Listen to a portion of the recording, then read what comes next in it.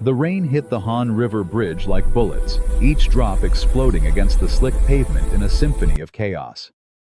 Nia Mensah's bare feet slapped against the wet concrete as she stumbled forward, her designer heels abandoned somewhere behind her, her phone clutched in trembling fingers. The Seoul skyline blurred through her tears, those magnificent neon towers that had once promised her everything, now mocking her with their indifferent glow. Her lungs burned. Her chest felt like it was being crushed by invisible hands. The email on her phone screen had destroyed her in 3 sentences. Fraud investigation initiated. Assets frozen. Deportation proceedings underway. 6 years of work, stolen. Her AI security prototype, the one that was supposed to change everything, now credited to her business partner. A Korean man she'd trusted. A man who'd smiled at her over coffee while plotting her destruction. "I just wanted to build something real," she whispered to the rain, her Ghanaian accent thick with grief. The words felt pathetic even as they left her lips. She'd left Accra with such fire in her heart, such dreams burning in her mind. Her mother had cried at the airport, begging her not to go so far. "Seoul is not our home, Nia. What will you find there that Ghana cannot give you?" "Everything, Mama. I thought I'd find everything." Nia climbed onto the railing, her wet dress clinging to her shaking body. The river below looked like liquid obsidian, deep and final, and somehow comforting. At least it wouldn't lie to her. At least it wouldn't steal from her and call it business. Her fingers loosened on the cold metal, and for one beautiful, terrible moment, she felt weightless. Then she was falling. The impact knocked the air from her lungs. The water was colder than death, colder than betrayal, colder than every winter morning she'd spent in this foreign city, trying to prove she belonged. It filled her nose, her mouth, dragging her down with greedy fingers. She didn't fight it. What was the point? The current pulled her deeper, and somewhere in the darkness, she thought she heard her mother's voice singing the old Akan lullabies from childhood. Then something grabbed her, hard, violent, uncompromising. Arms like steel bands wrapped around her chest, hauling her upward with brutal efficiency. She broke the surface gasping, choking, her body instinctively fighting even as her mind screamed to let go. The man holding her said nothing, just swam with powerful strokes toward the embankment, dragging her like cargo. When they reached the concrete slope, he lifted her out of the water as if she weighed nothing, laying her on her side as she vomited river water onto the ground. Nia's vision swam. Through the rain and darkness, she caught glimpses of him. Tall, broad-shouldered, his expensive suit completely ruined and plastered to his body. His face was angular, beautiful in a dangerous way, with eyes so dark they seemed to absorb light rather than reflect it. And there, on his wrist as he brushed wet hair from his face, a tattoo. A dragon, intricate and menacing, curling around his forearm like a living thing. "Why?" she gasped, her voice raw. "Why did you—" But he was already walking away, his footsteps silent despite the chaos around them. A black car materialized from nowhere, and he disappeared into it without looking back, leaving her shivering and alive and furious on the riverbank. She woke to the smell of jasmine tea and the soft hum of city traffic far below. The ceiling above her was glass, offering a dizzying view of Seoul's skyline. Nia bolted upright, her heart hammering, and immediately regretted it. Every muscle in her body screamed. She was in a massive bed, wrapped in silk sheets that probably cost more than her monthly rent. Her wet clothes were gone, replaced by an oversized white robe that smelled like expensive cologne. "Where the hell am I?" she whispered, swinging her legs over the side of the bed. Her feet touched heated marble floors. The room was enormous, minimalist, with floor-to-ceiling windows and furniture that looked like modern art. Everything was black, white, or chrome. Cold, controlled, intimidating. The door opened without a knock. A man entered, stocky and stern-faced, with a scar running from his left eye to his jaw. He carried a tray with soup and rice. "You eat," he said in heavily accented English, setting the tray on the bedside table. "I don't want food. I want answers. Where am I? Who brought me here?" Nia's voice rose with each question, her fear transmuting into anger. "I need my phone. I need to leave. I need—" "Boss said you rest." The man's tone left no room for argument. He turned to leave. "Boss? What boss? The man from the river?" Nia stood, wobbling slightly. "Listen, I don't know what kind of situation this is, but I'm not staying here. I'm leaving. Right now." The scarred man almost smiled. Almost. "Door is locked. Boss will explain when he comes. You eat, you rest, or don't. But you stay." He left, and Nia heard the distinct click of a lock engaging. She ran to the door, yanked on the handle uselessly, then slammed her fist against the expensive wood. "You can't keep me here. This is kidnapping.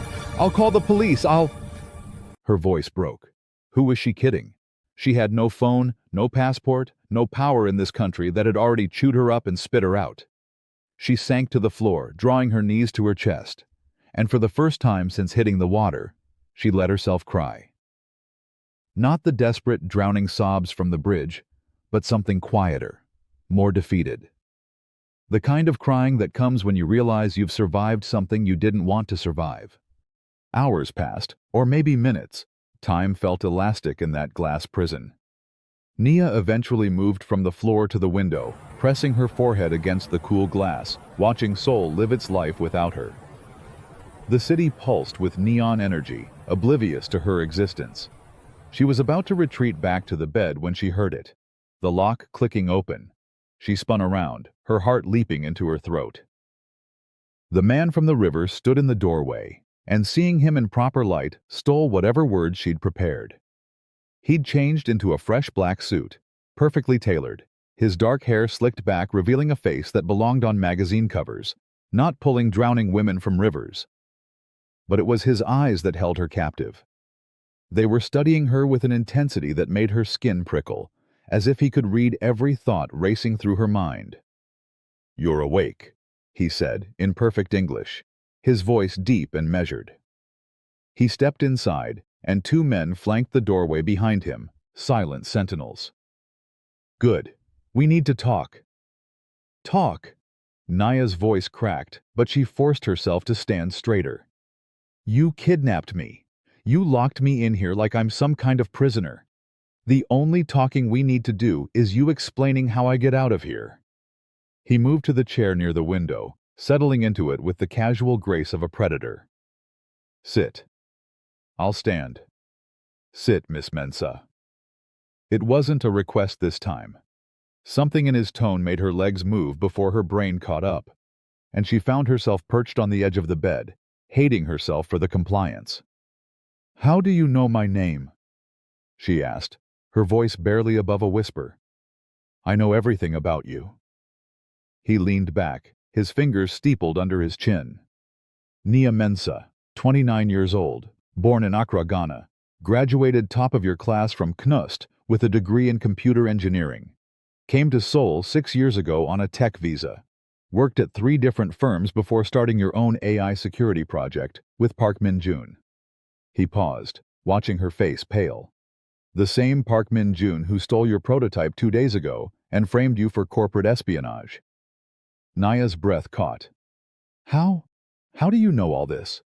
"Because I've been watching you for 8 months." He said it so casually, as if surveillance was as normal as checking the weather. "And before you ask why, it's because Park Min-joon works for people I have interest in. Very dangerous people. People who would kill you without hesitation if they knew what you were capable of creating."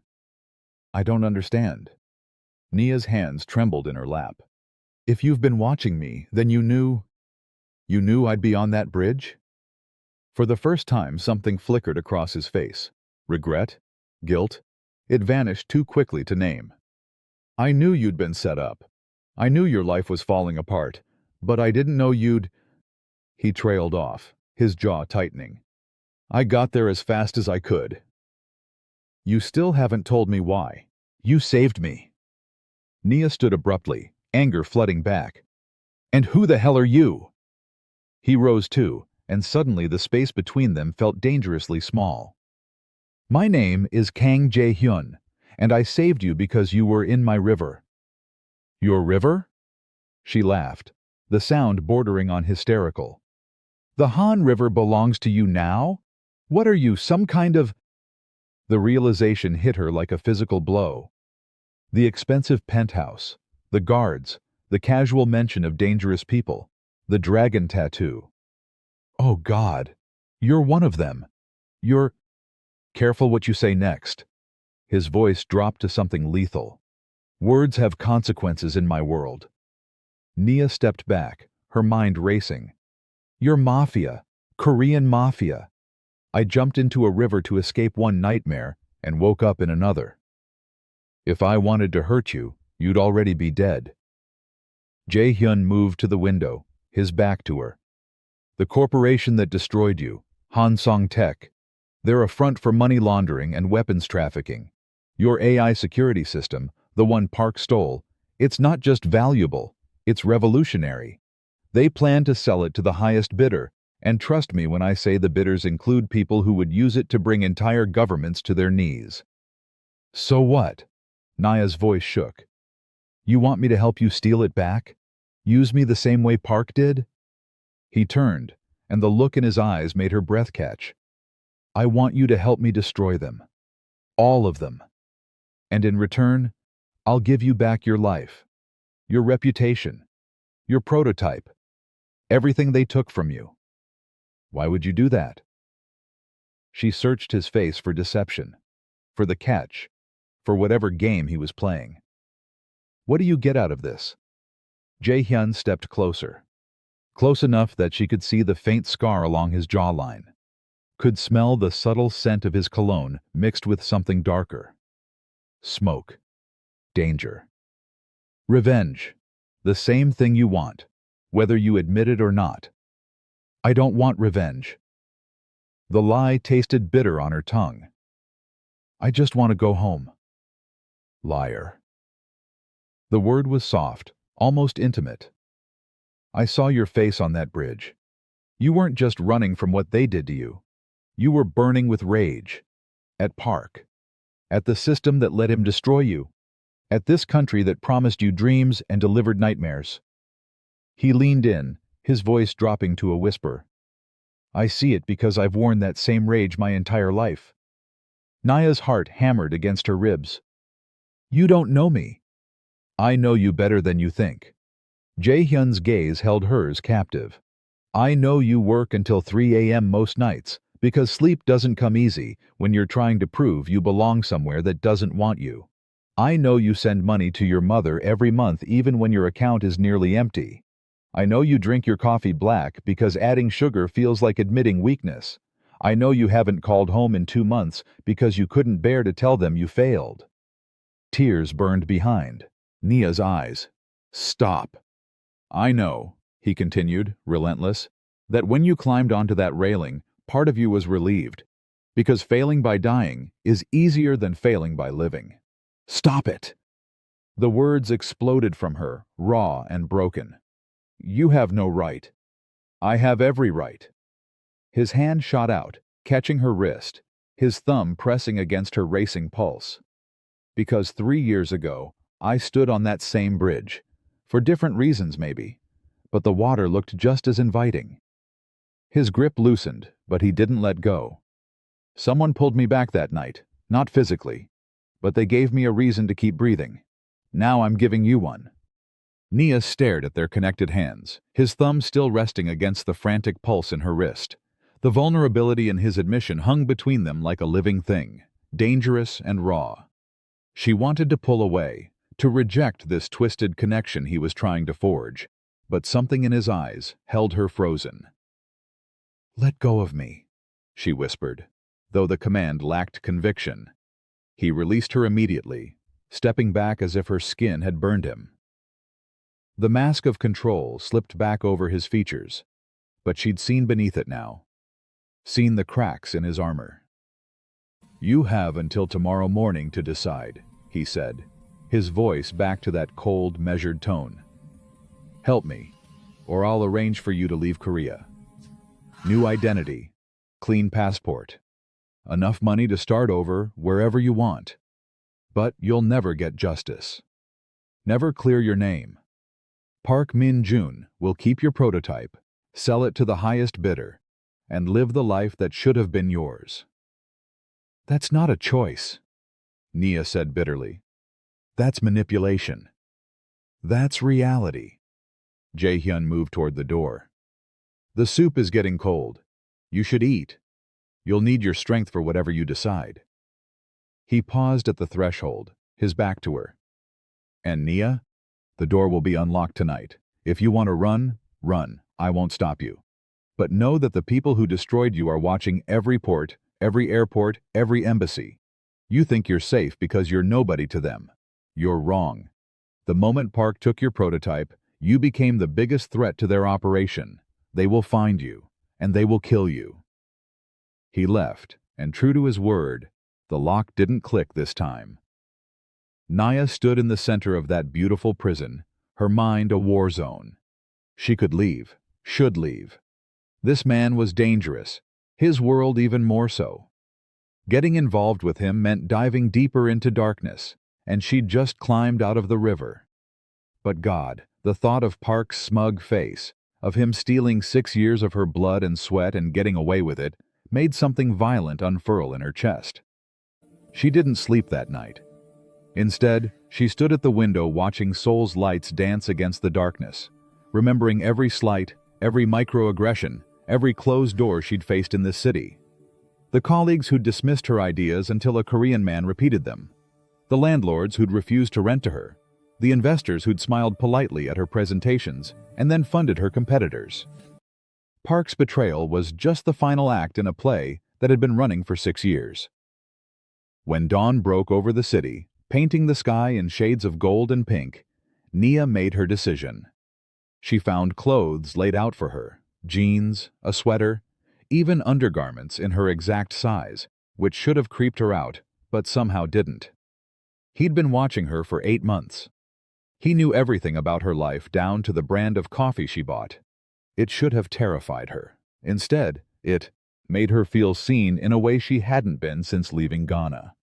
She dressed and found her way through the penthouse, following the smell of coffee. Jae-Hyun sat at a glass dining table, a tablet in front of him, his suit jacket discarded and his sleeves rolled up to reveal more of that dragon tattoo. He looked up when she entered, and something flickered in his eyes. Surprise? Relief? I'm in, she said without preamble. But I have conditions. He set down the tablet, giving her his full attention. Name them. First, no more lies. You want my help? You tell me everything. Who you are, who we're up against, what the real plan is. She moved closer, her hands pressed flat against the table. Second, when this is over, you give me everything you promised. My reputation, my prototype, my life back, all of it. Agreed. He leaned back in his chair. And third? Third, Nia's voice dropped. If you betray me the way Park did, I will burn your entire world to the ground. I don't care if it kills me in the process. I will take you down with me. Jae-Hyun's lips curved into something that wasn't quite a smile. I'd expect nothing less. He stood, extending his hand across the table. We have a deal, Miss Mensah. She took his hand, and the moment their palms connected, electricity shot up her arm. His grip was firm, warm, dangerous. It's Nia, she said. If we're going to war together, you can use my name. Nia. The way he said it, slow and deliberate, made her name sound like a secret. Then you should call me Jae-Hyun. We have work to do. The next 3 weeks were a blur of planning, late nights, and stolen moments that felt dangerously intimate. Jae-Hyun taught her about Hanseong Tech's operations, showed her evidence of their crimes that would make any prosecutor salivate. She learned that his organization wasn't just criminal. It was a necessary evil in a system so corrupt that sometimes the only way to fight monsters was to become one yourself. She learned that the scar on his jaw came from his own father, punishment for showing mercy to a rival's son. She learned that he donated millions to orphanages across Korea, anonymously, because he'd been one of those children once. And he learned about her. Really learned. Not just the facts from surveillance, but the woman beneath. Her love of high-life music that reminded her of home. The way she coded better when it rained. Her fear that maybe she'd never belong anywhere. Not Ghana. Not Korea.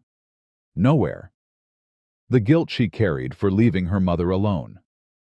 They worked in his office, shoulders brushing as they hunched over laptops. They ate takeout at 2 a.m., arguing about the best way to decrypt Hanseong's servers.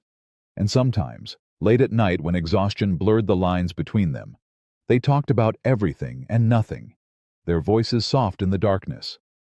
"Why did you really save me?" Nia asked one night, her head resting against the window as Seoul sparkled below. Jae-Hyun was quiet for so long she thought he wouldn't answer. Then, "Because watching you on that bridge, I saw myself. And I couldn't let another brilliant person die because this world is too cruel for dreamers." He turned to look at her, and his eyes held something that made her breath catch. "But if I'm honest, somewhere between watching you fight for your dreams and watching you refuse to give up even when the world demanded it, saving you became less about revenge and more about you." Before Nia could process those words, before she could name the feeling blooming dangerously in her chest, the penthouse door exploded inward. Men in tactical gear flooded the room, weapons raised. Jae-Hyun moved instantly, shoving Nia behind him, but there were too many. She saw the gun barrel rise, saw Jae-Hyun reach for his weapon, heard the gunshot that would change everything. Then she was being dragged backward, a cloth pressed over her face, chemical sweet and suffocating. The last thing she saw before darkness claimed her was Jae-Hyun on the ground, blood pooling beneath him, his hand reaching for her, even as his eyes went dark. And in that moment, Nia realized with devastating clarity that somewhere between the river and right now, she'd fallen in love with the man who'd pulled her from drowning.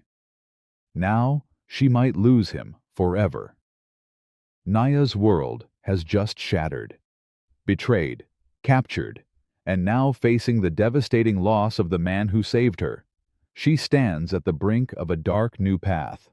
Will her brilliance and rage be enough to fuel an impossible escape? And will she risk everything to honor the dangerous promise she made to Jae-Hyun? If you're ready to see Nia's fight for vengeance begin, make sure to subscribe and stay tuned. Don't miss the next dramatic part of this high-stakes story.